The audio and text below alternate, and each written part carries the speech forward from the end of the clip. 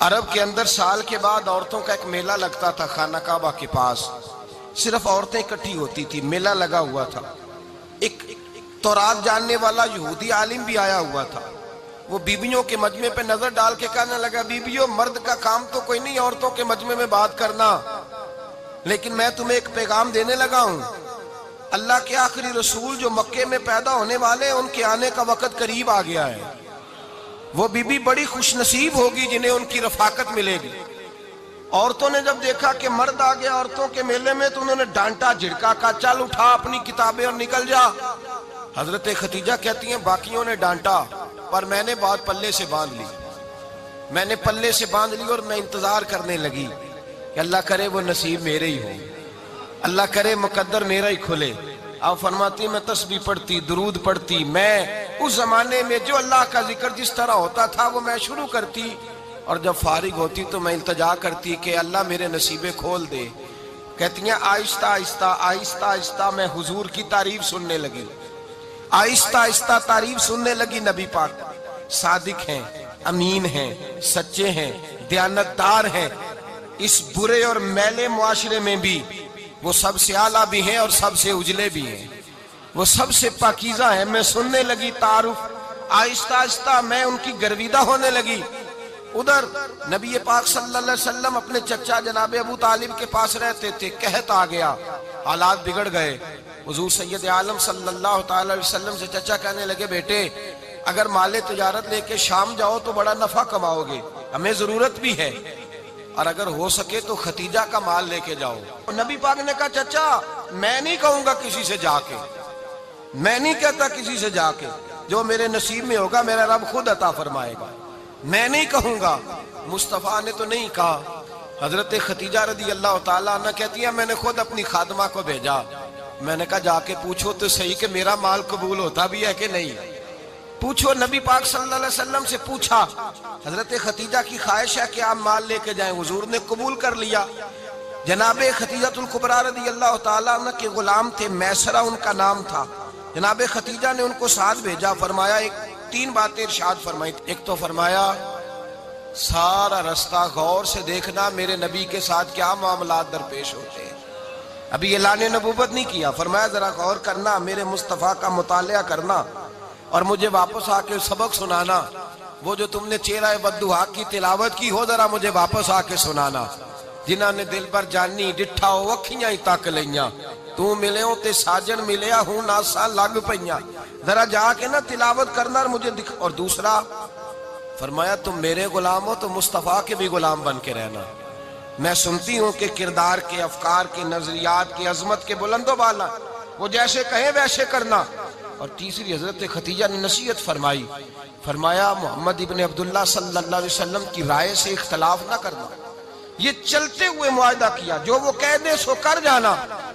غلام کہتے ہیں میں ساتھ گیا, باتیں میں نے سن لی, لیکن جب سفر شروع ہوا نا ابھی چند منزلیں طے ہوئی تھی. میں نے کہا خدیجہ آپ نے کیا نصیحت کرنی تھی, ان کے ساتھ جو رہے گا وہ ان کا غلام ہی بن جائے گا. ان کے ساتھ جو رہے گا تو اجے میرا محبوب نہیں ڈٹھا جن ویکھ کے چن شرماوے, جے رکھے ہاتھ پھلاں وچ ہاتھ نال پھلاں رل جاوے, تے ادھی راتی چن چڑھ جاندے جدوں جلوہ فرماوے. فرمایا جو بھی ساتھ رہتا غلام ہو جاتا. میسرہ کہتے میں گیا, تجارت شروع ہوئی. کہتے ہیں نبی پاک صلی اللہ علیہ وسلم جب منڈی میں پہنچے تو لوگ قسمیں اٹھا اٹھا کے مال بیچ رہے تھے. اللہ کے محبوب جب گئے نا تجارت کرنے تو ایک آدمی کہنے لگا چلو معاذ اللہ بتوں کے نام تھے لات و منات, کہنے لگا لات کی, عزا کی, منات کی قسم اٹھاؤ. تو نبی پاک فرمانے لگے ان کی قسم اٹھاؤں جن کا میں نام لینا بھی پسند نہیں کرتا. ابھی اعلان نبوت نہیں کیا. اور فرمایا ویسے بھی میں قسم دے کے مال نہیں بیچتا, خریدنا ہے تو خریدو, نہیں خریدنا تو نہ خریدو. کہتے ہیں لوگ قسمیں اٹھا اٹھا کے پیچھے جاتے تھے, پر میرے نبی جس سے رخ پھیرتے تھے وہ نبی پاک کے پیچھے ہو جاتا تھا. ماتے کئی گنا زیادہ نفع کمایا. ہم رستے میں تھے, حضور ایک درخت کے نیچے آرام کرنے لگے. ایک عیسائی راہب غار میں بیٹھا تھا, نکل کے آ گیا. مجھ سے کہنے لگا مجھے وہ جانتا تھا. میں سرا یہ کس کو ساتھ لائے, یہ کون ہے؟ میں نے کہا اہل قریش کے ایک معزز آدمی ہے. کہنے لگے یار جس درخت کے نیچے یہ لیٹے ہوئے ہیں یہاں عام آدمی نہیں لیٹ سکتا, یہاں وہی لیٹے گا جو اللہ کا سچا رسول ہوگا.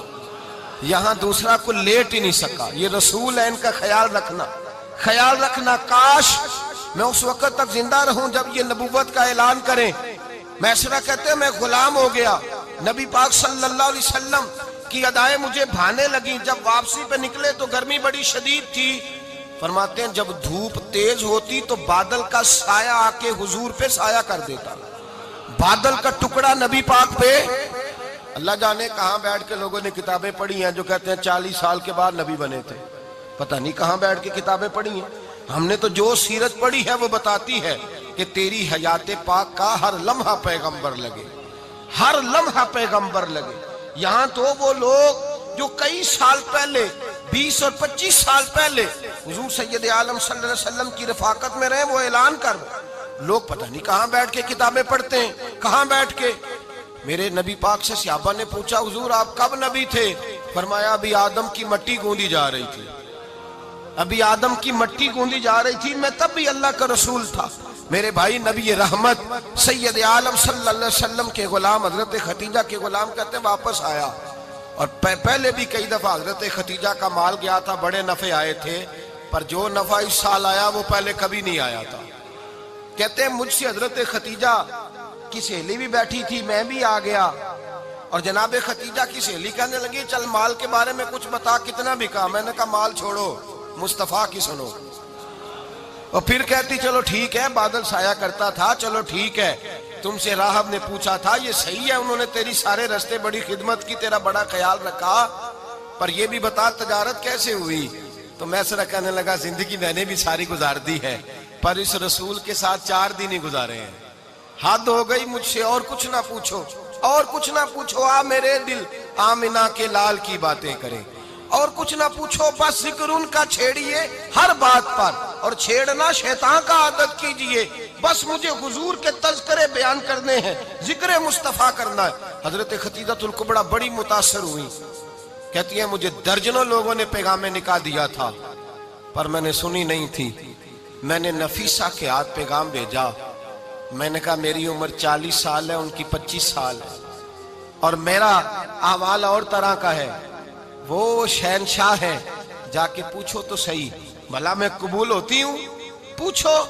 نفیسہ کہتی ہیں میں آئی تو وہ خاتون جن کے لیے لوگ بڑے بڑے قریش پیغام دیتے تھے، پیغام لے کے آئی. تو رسول پاک نے عجیب رنگ بیان کیا اپنی سیرت کا. جب میں پہنچی میں نے کہا خدیجہ نکاح کرنا چاہتی ہیں؟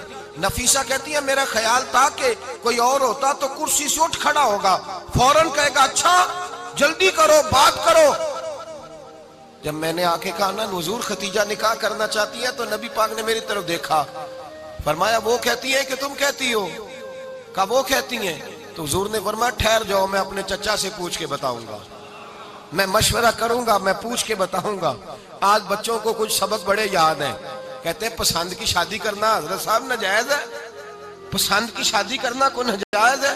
اور میں نے کہا بھائی صرف ایک ہی جائز چیز رہ گئی اور کوئی شے جائز نہیں. یہ ایک ہی جائز چیز ہے جس کا فتویٰ سارے نوجوان پوچھتے پھرتے ہیں، سارے رانجے بنے پھرتے ہیں، مجنوں بنے پھرتے ہیں، سارے مئی وال ہو گئے. اللہ پاک کو ہدایت کی توفیق عطا فرمائے. سارے اس بری لت کا شکار ہو گئے. اور بھائی نبی پاک سوائے خدا کے کسی کے پابند نہیں، لیکن میرے مصطفیٰ نے اپنی امت کو یہ درس دیا ہے کہ جو بڑوں کے شفقت کے سائے میں چلتا ہے اللہ اس کی مدد فرمایا کرتا ہے.